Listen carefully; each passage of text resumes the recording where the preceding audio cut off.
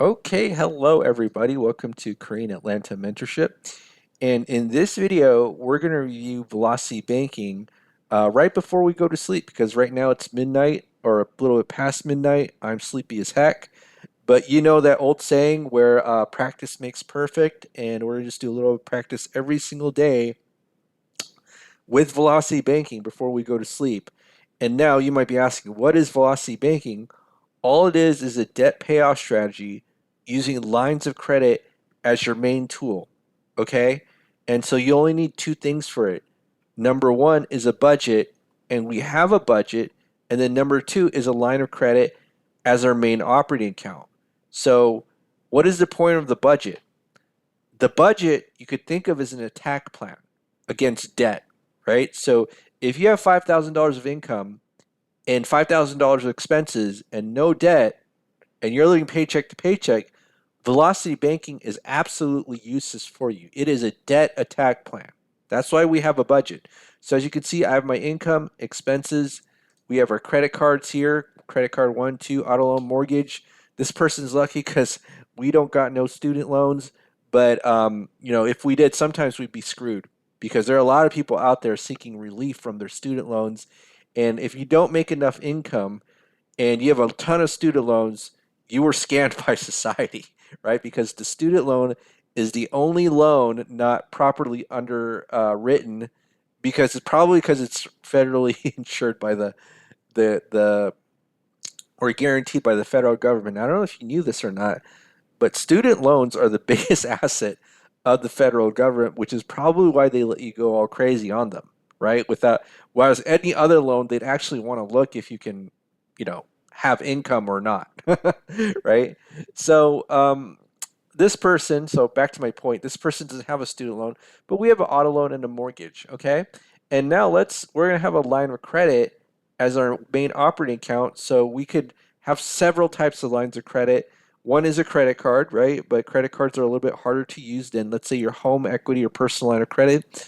What is a home equity line of credit? All it is think of it as like a credit card based on the value of your home, right? Because a line of credit is a financial tool. It's a two-way street, unlike a loan, whereas a loan, you pay it, you can never get that money back. Whereas with the line of credit, you pay it, you can use that money over and over again, right? And a home equity line of credit allows us to pay anything like a credit card, loan. We can pay anything without any restrictions. So here's the thing that we have to do with velocity banking. So you know how in American society, and I don't know if they encourage this in other societies, they say, "Oh, you should have like $1,000 of savings." Dave Ramsey talks about that all the time, right? What we're going to do is the exact opposite of Dave Ramsey and what mainstream society teaches us is that if we're in debt payoff mode, we're going to have absolutely no savings, absolutely none, right? If we're in debt payoff mode, we can have savings once our debt is paid off, but once we're in debt paid off mode, no way, right? And we're going to assume, just for the purposes of this demonstration, we'll make the same exact income, okay? And then let's assume that we have a $35,000 line of credit at a 10% interest rate, $35,000 home equity line of credit, because we have this thing called home equity. And if you have no idea what home equity is, all it is the value of your home minus the debts that are tied to your home, like a mortgage, right? So even though that we're going to have zero savings, we're going to work with something called cash flow. And people think that this is, a BS concept, cash flow. But the idea is that this cash flow number is going to be used to bring down your debt on your line of credit. Okay. Now we don't have any debt on this line of credit right now. And let me just emphasize, what is the difference before we actually do the demonstration? What is the difference between the average American and the velocity banker? Well, the average American uses their checking account as their main operating account, whereas the velocity banker uses the line of credit as their main operating account. And so when we do velocity banking, the actual implementation of the strategy is when we have debt in our line of credit, we put our entire paycheck in, expenses out, and then rinse and repeat over and over again, right? That's what we do. So let's just go ahead. So the first part with velocity banking, the easiest thing to do is pretty much move all credit cards into the line of credit, right? So I have $17,000 in credit cards, and let's just go ahead and move this $17,000 to the home equity line of credit here. And what happens by simply doing a debt transfer? Well, we're going to increase this cash flow number, right? So this is zero, and magically on day one, without making more income, because again, it's the same exact income, we went from $1,300 to 1885. 1,300 to 1885, like in one swoop. Like I always like saying, OMG, how did that even happen? Like this must be some sort of magic trick or a scam that Excel's on, or maybe this is just a cult of no savings, and I'm your accidental cult leader, right? Because what's the first rule of Fight Club? No savings.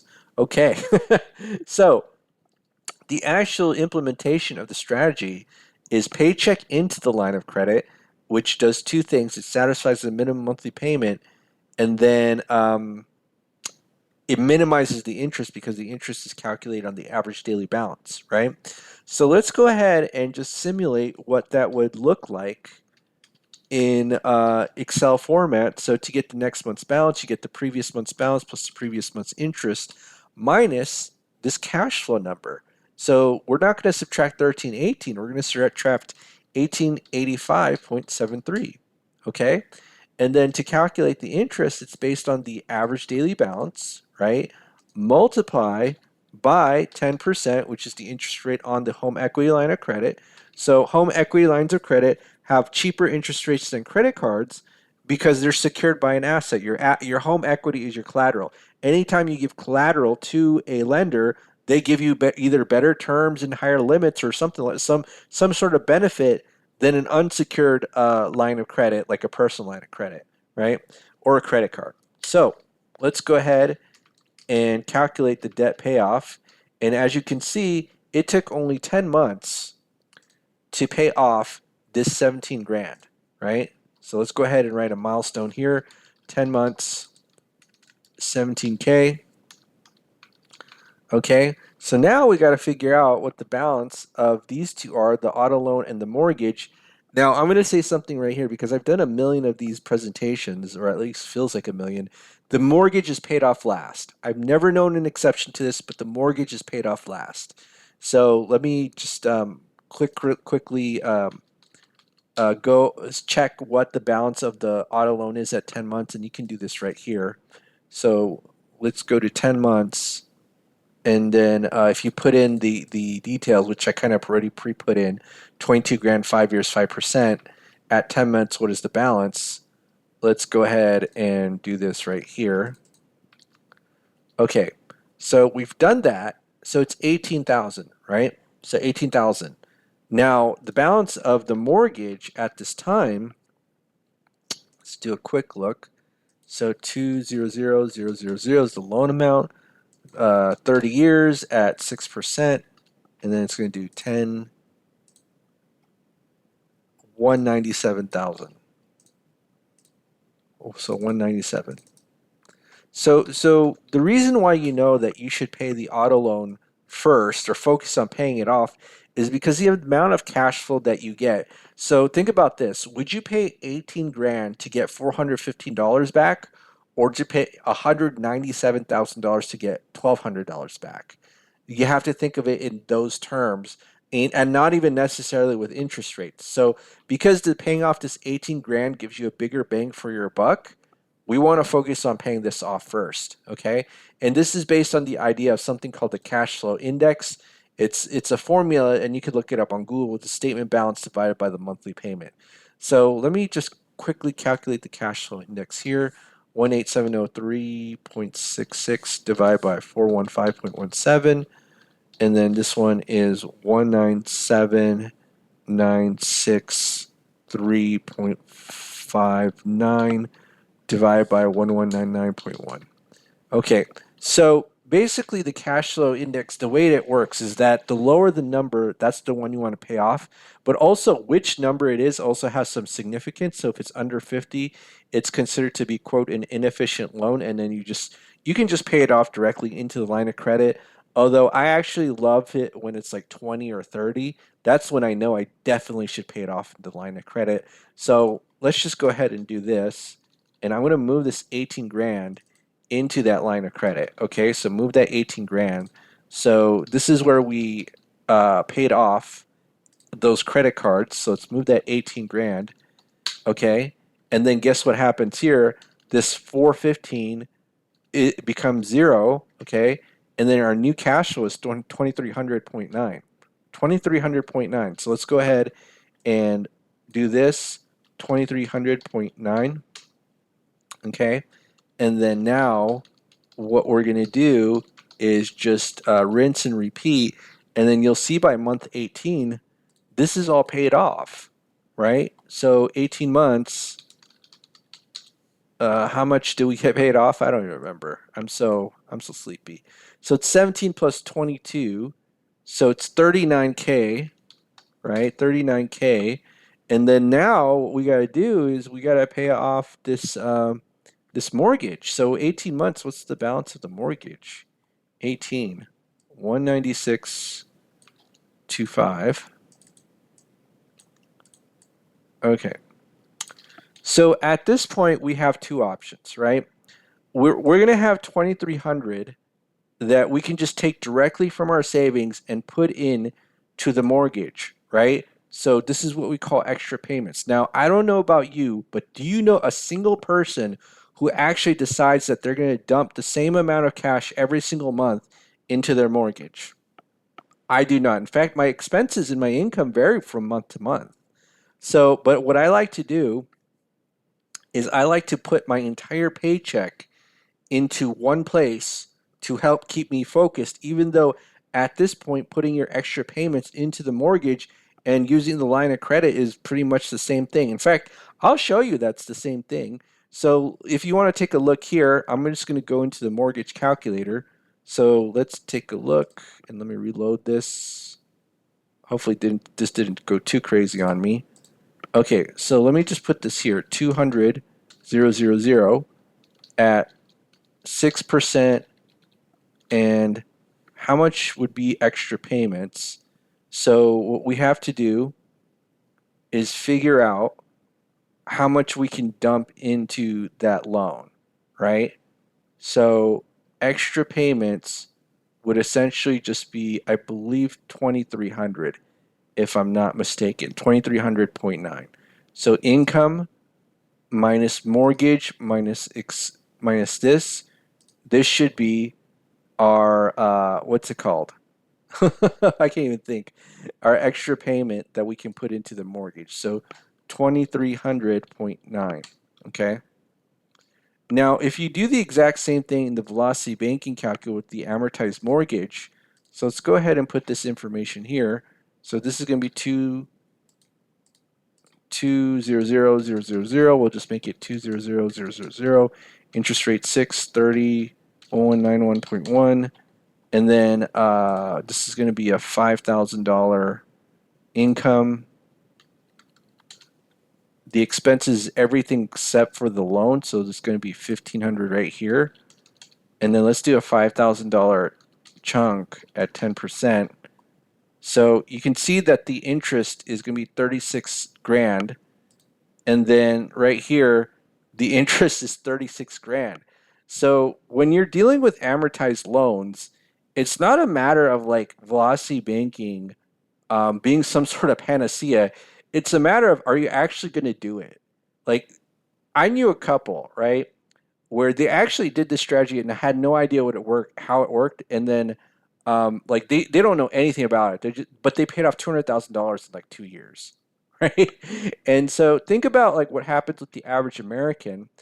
So Dave Ramsey says that personal finance is not a mathematical problem, which I somewhat agree with, right?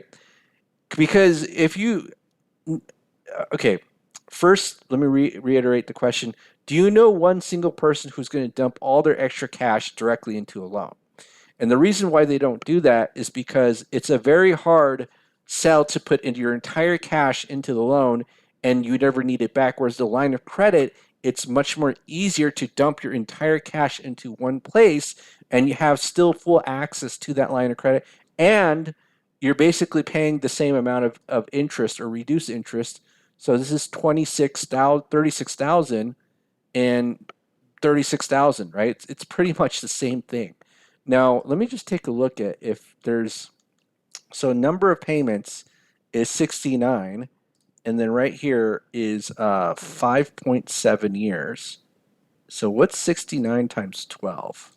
So 69 times 12. Whoopsie, did I screw up? It's 69 divided by 12. 5.7 years, right? So 5.7. So it's very similar, but the at this point it's more like, are you actually going to do it? That's really the only difference here. So the strategy itself, like again, some people might think this is like an overcomplicated gimmick, but it's actually really easy because you prevent something called segregation of income, which I'll go over in another video, or I've gone over it in several videos, where you'll actually put your money in one place and still pay it off quickly, and it's easy. See, here's the thing. Human beings, we get discouraged by really complicated stuff, right? So if one month I have an emergency for, like, let's say, my car went out for a couple grand, and I put, the expenses on a credit card, now I'm confused because, like, do I put half, pay off my credit card first, which obviously is a smart answer, and then put the rest in a mortgage, or should I do split 50-50? See, if you just put your money in one place, you don't have to think at all, and everything becomes easy, right? So let me go back here. So now let's go ahead and just actually put in the figures in the calculator, see how long it'll take. So basically all we have to do is just put in the current balance, and then we should be good to go. So current balance, and so it'll take 5.5 years. And if you don't know where this calculator is from, it's Renatus, where I first learned velocity banking from. I learned the concept segregation of income. I am also independent third-party contracting marketer. What do we call it? I'm so sleepy. Independent contracted marketer, meaning that I make a commission off of selling their products, and yada yada yada, kind of like Seinfeld. Yada yada. All right. So we did this all, and then this is 5.5 years. Okay. So now we just got to add it up. 5.5 plus 18 divided by 12. So that's 7 years. So 7 years debt free. Oh my goodness. And how much debt did we pay off? 239,000. 239K debt free. Folks, it's time to go on the Dave Ramsey show, debt free scream, and sign up for this. I'm going to schedule my debt free scream. Actually, I probably, is there a section where is it 200?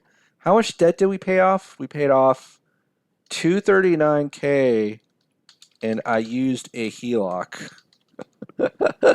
I think if I actually did this, Dave would be so mad. Or they never let me on the show. You know what I'm saying? Oh man, they're like financially probing you, right? Oh, 4 to 6 weeks to get on a debt-free screen. You may be on camera. The show. Oh my goodness. Yeah, but seriously, they're like probing your financials. Maybe they want to sell you stuff after you get debt-free, and I probably want to do that too. You know what I'm saying? But I think if I put HELOC in here, man, he'd yell at me.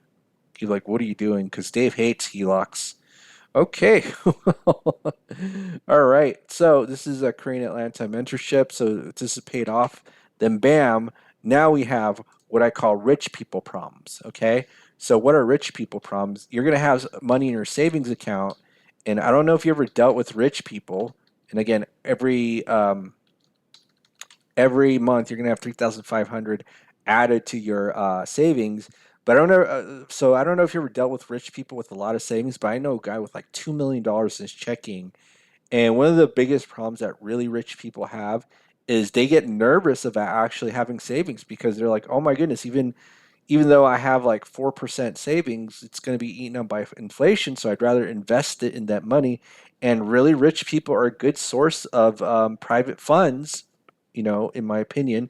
And and if you have a good real estate deal where they could grow it at a high interest rate, rather how much higher than savings, they're much more likely to lend because they got rich people problems, and you probably don't because a lot of people unfortunately are kind of living paycheck to paycheck. All right, well, this is Korean Atlanta Mentorship, so just another quick velocity banking study review before we go to sleep. And man, are you sleepy? I am so sleepy.